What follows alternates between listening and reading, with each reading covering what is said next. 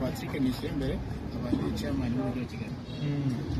Uyu munsi mwakoze kuri politike mugamije iki utubwire naho mukuru naho mukuru. Abakoze biro politike ubusanzwe ijyamo abarwanashyaka bahagarariye abandi kuva ku rwego rw'akarere kugeza ku rwego rw'igihugu. Akenshi biro politike iba mu buryo bwo kwigira hamwe kandi dufite mu gihe kiri imbere cyane cyane ko n'uko tuvuye mu matora y'igihugu ndetse n'abadepite tukaba turi kwitegura noneho gukora plan yo myaka 5 yo tuzakora amatora ataha mu mwaka wa 2029. Kugeza ubu muri manifesto yanashize umwaka amatora abaye muri manifesto yageze mu gukorwa manifesto yanyu haracyari izindi ibyo turi gukora cya mbere ni ukugira visibility ku rwego cyose tugera twubaka inzego zacu kujya ku rwego rw'umurenge. Sobanuye ko noneho Green Party ushobora kudusanga ari hose mu murenge wawe kugera ku rwego rw'igihugu. Mu mahame shingiro ya Green Party habamo n'ibijyanye n'uburinganire kuri bo hageze gutera muri Green Party uburinganire urahari mu nzego zose nk'uko twababwiye. Muri komite nyobozi urugero nk'umujyi wa Kigali dufite komite nyobozi y'ishyaka, tukagira komite nyobozi y'abagore, na komite nyobozi y'urubyiruko. Noneho muri ya komite nyobozi y'umujyi wa Kigali harimo abagabo n'abagore, no muri komite y'urubyiruko harimo abagabo n'abagore. Hanze aha turimo turagenda tubona za gatanya tukabona abantu barahora mu nkiko n'ibiki. Na Green Party icyo kintu mu gitekerezo ari inshingano ya mbere burya umuryango niyo wubakiwe igihugu. Iyo umuryango urimo wasenyuka Nyarwanda ntawe byashimisha.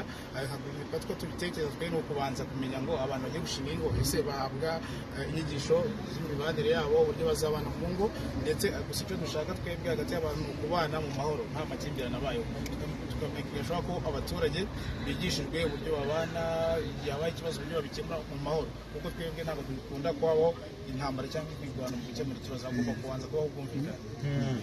Ukuyeho kuba wenda umuwasekuru kugera ubuyobozi mu nzego zose kuva ku rwego rw'umudugudu kugeza ku rwego rw'igihugu, muri manifesto hari ibyo murimo gukora kugeza ubu ngubu, hari aho mumaze kugera cyangwa haracyari ibyo hatangira?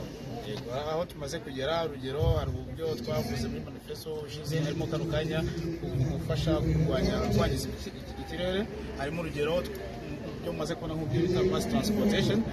Turi mu bantu batanze igitekerezo cy'uko abantu bakoresha imodoka zikoresha essence batangira kubigabanya bakajya mu modoka z'amashanyarazi, cyangwa se aho bishoboka bakajya mu modoka za rusange, kuko urabizi ko nimba turi abantu 70 dushobora gukwira muri bisi imwe, dufite imodoka 70 tuziparitse tukagenda muri ya bisi imwe ntabwo twangiza ikirere ku rwego rungana n'izo modoka 70. Ariko kimwe mwavuze nk'uko bivuga ku bijyanye no kwangiza ikirere no kubungabunga ibidukikije, u Rwanda yafashe umwanzuro w'uko yakuraho umusoro ku modoka zikoresha amashanyarazi, ariko umusoro yongeye kuwusubiza. Ni iki musaba leta y'u Rwanda kugira ngo yawukuraho mu rwego rwo guca burundu imodoka zikoresha esanse kuko mu nyungu ndetse byo ntabwo biri mu nyungu zacu Green Party, gusa biri mu nyungu z'abanyarwanda bose muri rusange, kuko Green Party ni ishyaka riharanira demokarasi no kwegera ibyiciro by'abanyarwanda bose, yaba abari muri Green Party n'abatari muri Green Party.